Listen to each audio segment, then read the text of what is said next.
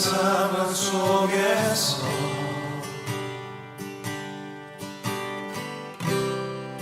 주를 찬양할지라.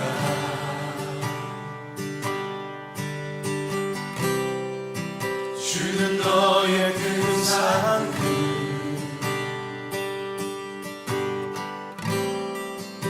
큰 도움이시라.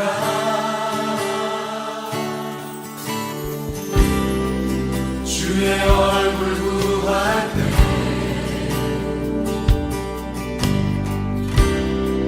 주의 영을 부으사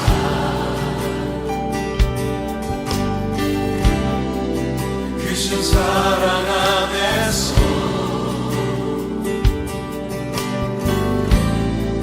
주를 보게 하소서.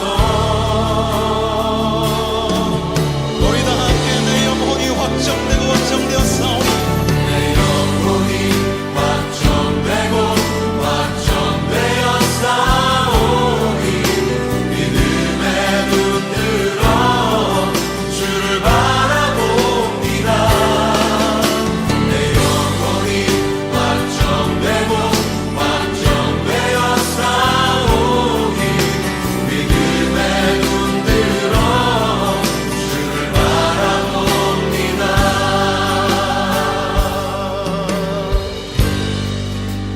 모든 상황 속에서 모든 상황 속에서 모든 상황 속에서 주를 찬양할지라. 주를 찬양할지라. 주는 너의 큰 주는 너의 큰 큰 도움이시라. 주의 얼굴 구할 때에 주의 얼굴 구할 때 주의 얼굴 구할 때 주의 영을 부으사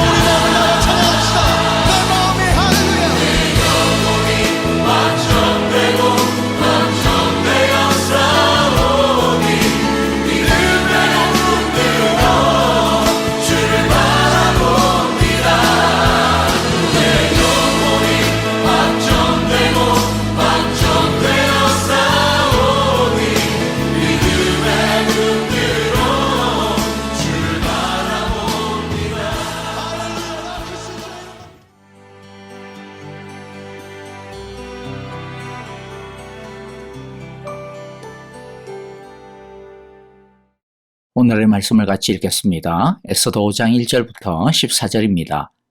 금식한 지 사흘째 되는 날에 에스더는 왕후의 예복을 입고 대궐 안뜰로 들어가서 대궐을 마주보고 섰다.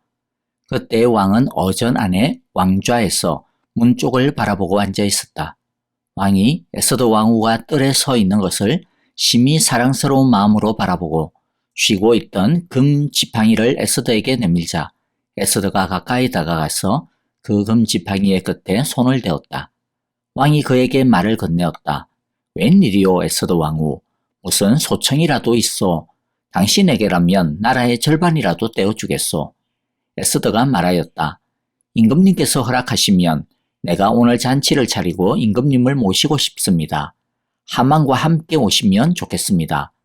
왕은 곧 명령을 내렸다. 에스더의 말대로 하겠다. 곧 하만을 들라 하여라. 왕과 하만은 에스더가 베푼 잔치에 갔다. 함께 술을 마시다가 왕은 또다시 에스더에게 물었다. 당신의 간청이 무엇이요? 내가 들어주겠소. 당신의 소청이라면 나라의 절반이라도 떼어주겠소. 에스더가 말하였다. 내가 드릴 간구와 소청은 별것 아닙니다. 내가 임금님께 은혜를 잊게 되어 임금님께서가 기꺼이 나의 간청을 들어주시고 나의 소청을 받아주시겠다면 나는 내일도 잔치를 차리고 두 분을 모시고 싶습니다. 임금님께서는 하만과 함께 오시기 바랍니다. 그때에 임금님의 분부대로 나의 소원을 임금님께 아뢰겠습니다. 그날 하만은 마음이 흐뭇하여 아주 즐거운 기분으로 대궐을 나섰다. 대궐문을 나서는데 거기에서 문을 지키고 있던 모르드게는 일어나지도 않고 인사도 하지 않았다. 그것을 보고서 하만은 그만 화가 잔뜩 치밀어 올랐지만 꾹 참고 집으로 돌아갔다. 하만은 친구들과 자기 아내 세레스를 불러놓고 자기는 재산도 많고 아들도 많으며 왕이 여러모로 자기를 영화롭게 하여 주고 자기를 다른 대신들이나 신하들보다 더 높은 벼슬 자리에 앉혔다면서 그들 앞에서 자랑하였다. 하만은 덧붙여서 말하였다. 그것뿐인 줄 아는가? 에스더 왕후께서 차린 잔치에 임금님과 함께 초대받은 사람은 나 하나밖에 없다네. 왕후께서는 내일도 임금님과 함께 오라고 나를 초대하셨다네. 그러나 대궐문에서 근무하는 모르드게라는 유다 여성만 보면 이런 모든 것이 나에게 하나도 만족스럽지 않네. 그의 아내 세레스와 친구들이 하나같이 하만에게 말하였다. 높이 50자짜리 장대를 세우고 내일 아침에 그 자를 거기에 달도록 임금님께 말씀을 드리십시오. 그런 다음에 임금님을 모시고 잔치에 가서 즐기십시오. 하만은 그것이 참 좋은 생각이라고 여기고 곧 장대를 세우도록 하였다. 자, 에스더 5장부터는 새로운 분위기로 접어듭니다. 5장부터는요, 하만의 도전에 대한 에스더의 반격, 하나님의 반격이 시작이 됩니다. 그런데 우리가 잊지 말고 기억해 두어야 하는 중요한 것이 하나 있는데요. 이 응전의 시작이 무엇이냐라는 것입니다. 그것은 바로 기도, 금식 기도였습니다. 하나님께 모든 것들을 맡기고 하나님이 죽이든 살리든 마음대로 하셔야 된다라고 하는 오직 하나님만 붙들고 의지하고 신뢰하는 믿음이 이 위기에 대한 도전의 첫 단추였다는 겁니다. 자기 꾀, 자기 열심, 자기 능력이 아닙니다. 하나님께 완전히 드리는 것이 우리의 위기를 타개하는 첫걸음이라고 하는 것을 우리는 잊어서는 안 될 것입니다. 그리고 에스더나 모르드게 혼자만 금식 기도한 것이 아닙니다. 수산성에 있던 온 유다 공동체가 한 마음으로 이 기도에 함께 했습니다. 우리가 믿어야 하는 중요한 것이 바로 이것입니다. 나 한 사람의 기도도 역사하는 능력이 있습니다. 그러나 공동체가 함께 기도할 때 하나님이 우리 가운데 임재하신다라는 것입니다. 자, 1절을 보겠습니다. 금식한 지 사흘째 되는 날에 에스더는 왕후의 예복을 입고 대궐 안뜰로 들어가서 대궐을 마주보고 섰다. 그때의 왕은 어전 안에 왕좌에서 문 쪽을 바라보고 앉아 있었다. 약속한 금식이 끝나자 에스더는 일어납니다. 그리고 예복을 입고 죽음을 각오하고 왕이 있는 안뜰로 나가 왕을 마주보고 섭니다. 여러분, 이 장면을 한번 상상해 그려 보십시기 바랍니다. 마치 마지막 전투를 앞둔 비장한 장수의 출정 장면이 연상이 되는 것 같지 않습니까? 에스더의 이 장면을 우리가 좀 유심히 볼 필요가 있는데요. 왜냐하면 이 모습에서 우리는 진짜 기도가 무엇인지에 대해 배울 수 있기 때문입니다. 먼저 에스더는 금식하는 사흘 동안 오직 하나님만 바라보았습니다. 다른 사람을 만나지도 않았고요. 다른 계획을 세우지도 않았습니다. 심지어 모르드게도 만나지 않았습니다. 그가 한 유일한 일은 하나님 앞에서 잠잠히 하나님과 대화하는 것이었습니다. 하나님께 집중했습니다. 하나님께 질문하고 하나님의 지혜를 구하는 것에 집중했습니다. 그리고 자기 자신을 온전히 드렸습니다. 그리고 하나님의 뜻을 구하자 그녀는 이렇습니다. 자, 다음 장면은요, 에스더가 일어나 왕후의 예복으로 갈아입고 왕의 궁궐로 들어가는 모습입니다. 하나님께 맡긴다는 것은 회피하거나 방관하거나 게을러지는 것이 아닙니다. 하나님께 맡겼기 때문에 하나님을 의지하여 용기를 얻습니다. 하나님이 함께 하심을 믿기에 두려워하지 않을 수 있게 됩니다. 우리가 제대로 기도하면 하나님을 의지하게 되고 하나님을 의지하게 되면 두려움을 이길 수 있습니다. 기도의 영으로 충만한 에스더는 담담히 문제 앞으로 나아갑니다. 우리도 에스더처럼 기도의 영으로 염려와 두려움을 이기고 도리어 하나님을 신뢰함을 가지고 위기와 문제 앞에 당당히 맞설 수 있기를 간절히 바랍니다. 빌립보서 4장 6절 7절의 말씀이죠. 아무것도 염려하지 말고 모든 일을 오직 기도와 간구로 하고 여러분이 바라는 것을 감사하는 마음으로 하나님께 아뢰십시오. 그리하면 사람의 헤아림을 뛰어넘는 하나님의 평화가 여러분의 마음과 생각을 그리스도 예수 안에서 지켜줄 것입니다. 믿음으로 하나님을 의지하고 문제를 짊어진 에스더에게 하나님이 일하기 시작을 합니다.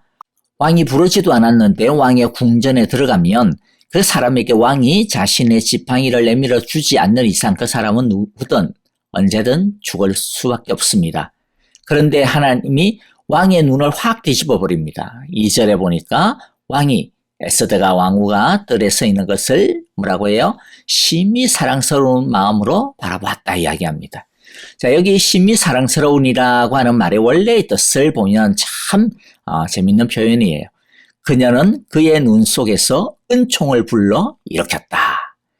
그냥 아주 닭살이 그냥 지글지글 돋는 아주 로맨틱한 표현입니다. 여러분, 에스더가 걱정했던 게 무엇이었습니까? 왕이 자기를 찾은 지 30이나 넘어가지고 자신에 대한 애정이 식은 것 같다라는 것이었습니다. 그런데 왕의 마음이 지금 어떻게 됐어요? 마치 이팔청춘이 된 것처럼 그냥 막 꿀이 뚝뚝 떨어집니다. 하나님께서 그의 눈 속에 은총을 불러일으킨 것입니다. 하나님은 사람의 마음을 움직이는데 능수능란하십니다. 자, 그리고 불타오르는 왕은 헛새를 또 부리기 시작을 하죠. 3절에 보니까 왕이 그에게 말을 건넸다. 웬일이요? 에스더 왕후, 무슨 소청이라도 있어? 당신에게라면 나라의 절반이라도 떼어주겠어. 자, 왕은 궁금해 미칠 지경이었습니다. 왜냐하면 왕이 부르지도 않았는데 죽음을 각오하고 왕 앞에 선다? 여러분, 그러면 무슨 뜻이겠어요? 이 사람은 죽음을 각오할 정도로 뭔가 엄청나게 크고 중요한 부탁이 있다라는 것이겠죠. 그러니까 자기의 죽음을 각오하고 서겠죠. 자기 목숨과 막 바꿀 정도로 중대한 일이 있는 것이 분명하다라고 느껴졌습니다. 그래서 왕은 그 부탁이 무엇이든지 들어주겠노라고 약속을 합니다. 그런데 여기서 에스더의 지혜가 또 빛을 발합니다. 하나님의 영이 할 때 우리가 흔히 말하는 센스가 엄청나게 발달합니다. 다른 말로 하면 지혜가 엄청나게 발달합니다. 에스더는 왕의 그 말을 덥석 물지 않았습니다. 에스더는 이 위기 순간에 또 속으로 하나님께 지혜를 구하고 있었음이 분명할 것입니다. 에스더는 기가 막힌 펀치를 날립니다. 4절에 보니까요. 임금님께서 허락하시면 내가 오늘 잔치를 차리고 임금님을 모시고 싶습니다. 하만과 함께 오시면 좋겠습니다. 자, 무슨 말입니까? 나는 무슨 일이 있어서 온 게 아니고 나는 당신이 왕이 너무 보고 싶어서 왔다라는 겁니다. 그러니까 왕을 보고 싶어하는 자신의 마음은 죽음도 불사할 수 있을 만큼 크다. 아주 그냥 요물입니다. 자, 그리고 하만을 같이 초대하죠.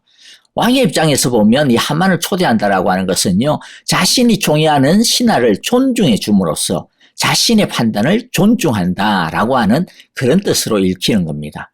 하만의 입장에서 보면 하만의 마음을 완전히 헛되려 놓는 것이죠.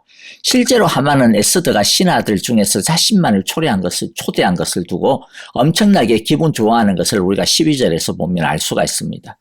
또 에스더의 입장에서 보면요, 나중에 하만의 일을 지적하고 하만을 벌주라고 할 텐데 하만을 바로 옆에다가 묶어 둠으로써 다른 짓을 할 수 있는 틈을 주지 않겠다라고 하는 뜻입니다.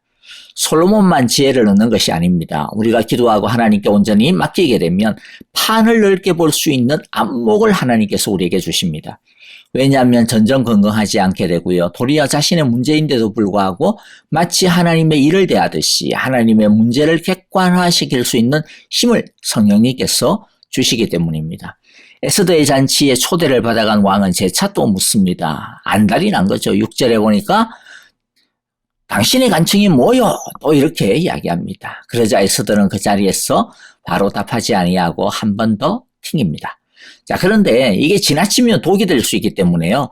내 일은 반드시 알아겠노라고 확 답을 줍니다. 얼마나 고단수입니까? 그리고 보통 용기, 보통의 배짱을 가지고는요. 아이고, 이런 왕을 상대로 이런 밀당을 절대로 할 수가 없습니다. 이 지혜가 어디서 오는 것일까요? 하나님께서 열어주시는 것입니다. 이 용기와 배짱이 어디서 나오는 겁니까? 온전히 하나님께 자신을 드린 믿음에서 오는 것이죠. 하나님께서 자신을 왕으로 세우셨다면 거기에는 분명히 하나님의 백성을 위한, 하나님의 나라를 위한 합당한 사명이 있다라고 하는 것을 아는 믿음에서 오는 것입니다. 하나님께서 결국 하나님의 가장 선하시고 신실하신 일을 이루실 것이라는 하나님의 사랑에 대한 확신에서 오는 것입니다. 그리고 이야기는 잠시 하만에게로 돌아갑니다. 하만은 의기양양했습니다. 왕후 에스더까지 자신을 오직 신하들 중에 자기 혼자만 특별 대우해 주는 것을 보고 그의 자신감은 하늘을 찌를 듯합니다. 그것과 동시에 그의 죄성도 겁낼 것 없이 높아져 갑니다. 9절에 보면 자신이 지나가는데도 모르드게는 일어나지도 않고 인사도 하지 않았다라고 합니다. 이 모습을 본 하만은 분해서 미쳐 날뜁니다. 그런데 세번역의 번역은 원문의 뜻을 제대로 살리지를 못하는 것 같아요. 세번역의 번역을 따르면 모르드게의 이 모습을 잘못 이해할 수 있어요. 어떻게 잘못 이해하느냐면 모르드게가 너무 낙심해서 그냥 자포자기했구나. 또는 모르드게는 진짜 예의가 없구나. 아이고 참 징한 인간이다라고 오해할 수 있는데, 자, 세번역이 번역한 인사하지도 않았다라고 하는 이 말의 원문의 원래의 뜻은요, 두려워하지 않는다, 떨지 않는다라는 뜻입니다. 그래서 현대인의 번역이 좀 더 잘 된 것 같아요. 현대인의 번역으로 다시 읽어드리면 그날 하만이 잔치 자리를 떠날 때는 무척 기분이 좋았다. 그러나 그는 모르드게가 궁궐 문 앞에서 일어나지도 않고 조금도 두려운 기색이 없이 그대로 앉아있는 것을 보고 화가 치밀어 올랐다. 모르드게도 3일의 금식을 기간을 마친 후 완전히 달라졌습니다. 유대인들을 다 죽이라는 왕의 조서를 처음 접했을 때 모르드게는 어찌할 바를 몰라 하며 두려워했죠. 그런데 지금 모르드게는 더 이상 떨지 않습니다. 담담합니다. 이 모습을 보고 하만은 분해 죽으려고 합니다. 그리고 그는 모르드게를 죽이고야 말겠다라고 덤벼들죠. 왕의 허락을 받기도 전인데도 그는 모르드게를 매달아 죽이기에 부족함이 없도록 25m나 되는 높은 장대를 만들어 세웁니다. 확실히 왕의 허락을 받아낼 수 있다라고 하는 자신감에 쩔어 있는 모습인 것이죠. 하지만 하만은 지금 물 밑에서 하나님이 어떤 일을 만들어가고 있는지를 아무것도 몰랐습니다. 그는 그저 자신의 힘에 도취되어 그의 눈도 마음도 멀어져 버렸고 악의 막장을 향해 치닫고 있는 겁니다. 하나님이 지 마음대로 해보라고 내버려 두시고 계신 것입니다. 사람들은 하만의 이런 모습을 보면서 누가 저 사람을 막을 수 있을까? 다들 두려워했을 것입니다. 그러나 모르드게는 꿈쩍하지 않았습니다. 왜냐하면 하만은 자신의 손에 유대인의 목숨이 달려있다. 그렇게 생각을 했지만은, 그러나 모르드게는 하나님의 손에 하만의 목숨이 달려있다라고 확신했기 때문입니다. 그래서 브레이크 없는 악한 권력을 보면서도 그는 겁내지 않았습니다. 그 악한 권력의 마지막 심판을 보고 있었기 때문입니다. 하나님의 진노의 손에 붙들려 있는 악한 하만의 생명줄을 보고 있었기 때문입니다. 여러분, 기도는 우리의 눈을 뜨게 합니다. 세상이 자기가 전부인 것처럼 까불랑거려도 기도의 사람은 그 헛됨을 압니다. 그래서 세상에 빠지지 않습니다. 기도의 사람은 우리의 시대가 하나님의 손에 있음을, 이 땅의 권세와 영광이 하나님의 손에 달려 있음을 바라보는 사람입니다. 하나님께서 예배하는 우리에게 에스더와 같은 지혜와 용기를, 모르드게와 같은 안목과 믿음을 부어주시기를 간절히 소망하고 기도합니다. 오늘 이 시간 우리 함께 찬양하며 기도하도록 하겠습니다. 여러분들 오늘 말씀을 마음에 새기면서 함께 결단하는 기도 드렸으면 좋겠고요. 또 교회와 성도님들을 위하여 기도하실 때에 여러분들 우리 아프신 성도님들 위해서 꼭 기도 부탁을 드리고요. 그리고 어제 선교 보고를 함께 나눈 우크라이나를 위하여서 여러분들 기도 계속 좀 부탁을 드립니다. 특별히 사역하고 계시는 전망규 김미정 선교사님을 위해서도 건강을 위해서도 또 체류 비자 문제 속히 잘 해결될 수 있도록 기도해 주시기를 바랍니다.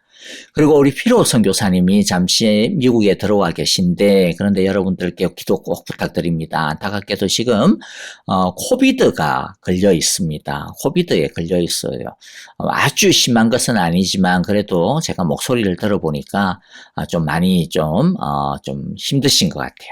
여러분들 우리 피로 선교사님 이 코비드에서 빨리 완치되어지고 나음을 있게 하여 주소서라고 기도해 주시고 그래서 우리 나중에 뭐 좀 짧은 시간이라 하더라도 함께 또 인사하고 교제 나누는 그런 시간들이 있었으면 좋겠는데요. 위하여서도 기도 부탁을 드립니다.